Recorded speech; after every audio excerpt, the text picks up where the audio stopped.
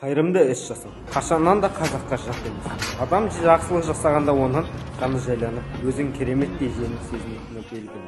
Әр адамның бойында жақсылық жасауға ұмтылыс бар.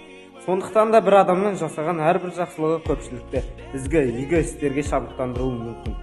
Осындай мысалдардың бірі игі істер күні. Оны мерекелеу күні Наурыз мейрамы қарсаңында 17 наурызға сәйкес келеді. Жақия Шайжүнісов атындағы электронды колледждің бірінші курс есеп және аудит үш мамандығының студенттері игі істер күніне орай колледжіміздің жұмысшыларына қолғабыс болу мақсатында колледжіміздің ауласын тазартуға атсалысты.